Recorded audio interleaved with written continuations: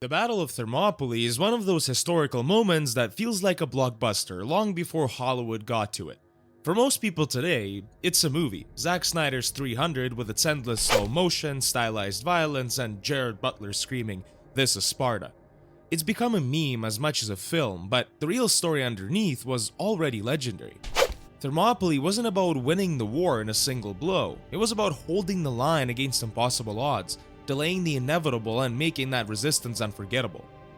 The actual battle took place in 480 BC during Persia's second invasion of Greece. A narrow mountain pass became the stage where a few thousand Greek defenders, most famously the 300 Spartans, resisted the massive Persian army of Xerxes. It was less about victory and actually more about time, but their sacrifice turned into a symbol of defiance that still resonates today. And for those who don't know, welcome to Chronos History, once again, where we break down the greatest moments in history and turn them into greater stories. Whether you're bored, learning, or somewhere in between, we've got something cooked up for you to keep you entertained. So without further ado, let's jump right into it. The road to Thermopylae began 10 years earlier, at Marathon. In 490 BC, the Athenians stunned the world by defeating a Persian force. It was the ultimate underdog win, but Persia wasn't about to let it slide. By the way, if you're interested, we just made a video on that a week earlier, so go check that out. Darius I planned a comeback campaign, but died before it could happen. His son, Xerxes, picked up the plan and scaled it up into something much larger. Meanwhile, Greece was divided. Athens and Sparta were the main players, but trust between them was very thin. Athens had discovered rich silver mines and, thanks to Themistocles, used the wealth to build a fleet of triremes instead of monuments. Sparta focused on its unmatched infantry, and other city-states were kinda split between fighting and surrendering. By 480 BC, Xerxes was ready. Ancient sources obviously exaggerated his army into the millions, but modern historians think it was closer to 70 to 120,000 people. Either way, it dwarfed what the Greeks could field. The defenders chose to fight on two fronts, the land at Thermopylae and the sea at Artemisia. The goal wasn't to destroy Persia outright, but to stall them long enough to let the rest of Greece mobilize. Persia's preparations were as much about spectacle as logistics. Xerxes ordered two massive pontoon bridges across the Hellespont so his army could walk into Europe. A canal was cut through Athos to protect the fleet, and supply lines were set up across the route. The message was very clear. This wasn't just about punishing Athens for what they did earlier, it was about showing that the Persian army could bend geography to its will. The Greeks scrambled to resist. Athens built its fleet while Sparta rallied allies on land. Around 30 city-states finally formed a fragile alliance at Corinth, deciding the only way to resist was to use terrain to their advantage.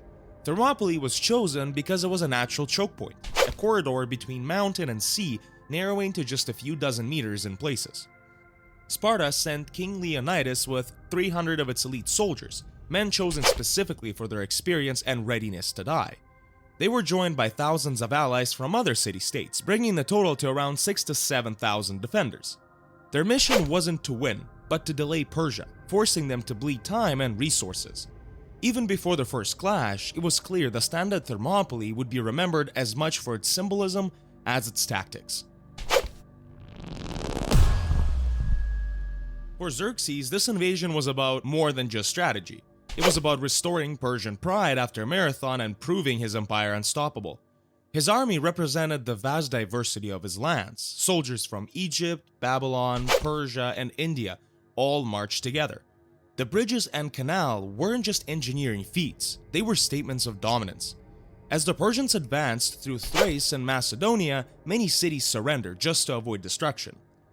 By the time Xerxes reached central Greece, his campaign felt unstoppable. But Thermopylae still stood in his way. The pass, called the Hot Gates for its sulfur springs, was the natural doorway into central Greece. If Persia broke through, Athens and the Peloponnese were exposed. If the Greeks held, however, even briefly, they could rally their defenses and strengthen their naval strategy at Artemisia. That's why Leonidas and his men were there. The Persians brought overwhelming numbers, the Greeks brought discipline, heavy armor, and the will to fight till the end. Thermopylae's geography gave them a slim chance to resist, and their willingness to sacrifice made it unforgettable. The battle wasn't designed to save Greece in one stroke. It was more so designed to send a message, and that's exactly what it became. A story of resistance that had outlived empires. The Battle of Thermopylae in 480 BC is basically ancient history's version of an underdog sports movie, minus the cheesy speeches and plus way more spears through the chest. Most of what we know comes from Herodotus, the world's first war blogger. The fight lasted 3 days, and it was the perfect choke point where the Greeks hoped to stall Xerxes and his mega army. Xerxes rolled up expecting his numbers alone to make the Greeks surrender. He even sent messengers demanding Leonidas bow out. Now, what did Leonidas do? Well, he wasn't that guy, so the Persians had to attack. The first wave was Medes and Scythians. The Greeks' phalanx formation absolutely shredded them. The pass was too tight, and the Persian arrows were basically nerve darts. And hoplites rotated ranks like pro athletes subbing in, so that went out the window. By sunset, Xerxes deployed his elites, the Immortals. Yep, the same guys you've seen in the movie. Cool name, but unfortunately a bad day. Their shorter spears couldn't reach the Greeks, who countered with longer weapons and precise timing. Ancient writers say Xerxes literally leapt from his throne in disbelief, which is the 480 BC equivalent of rage quitting.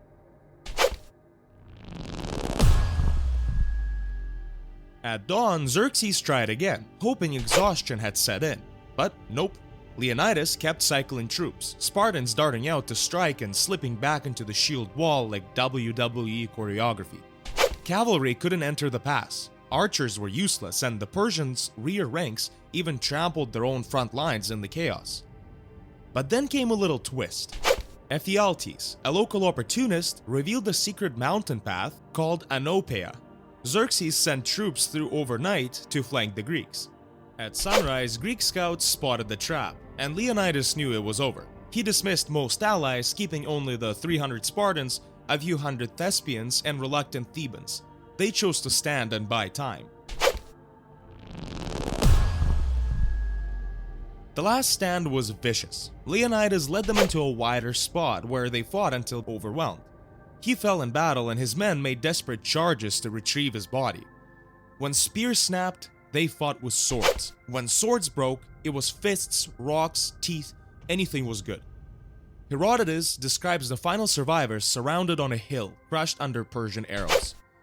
Thermopylae was lost, but Xerxes paid dearly. The delay let Greeks evacuate civilians and regroup, setting up the naval clash at Salamis and eventually victory at Plataea. From a military perspective, Thermopylae was technically a defeat.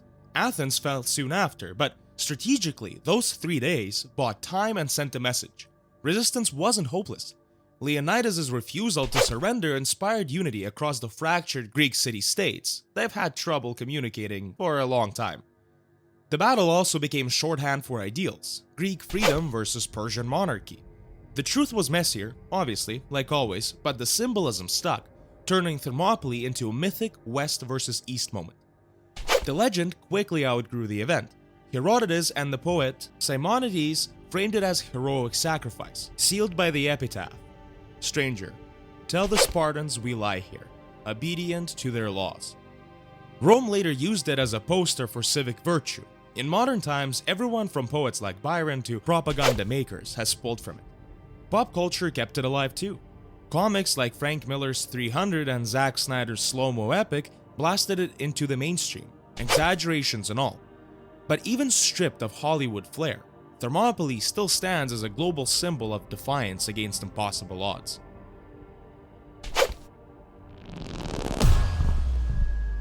Thermopylae wasn't about winning. It was about showing that courage could stall an empire and fuel later victories. Leonidas and his 300 didn't just fall. They branded themselves into history as icons of defiance. 2.5 millennia later, the Hot Gates still echo as the place where courage itself stood its ground. And that's all for today, guys. If you like this video, please consider hitting that like button and subscribing to the channel, as it helps us immensely. And leave a comment with your thoughts on the conflict. We would love to know. And until next time, see you again on Chronos History.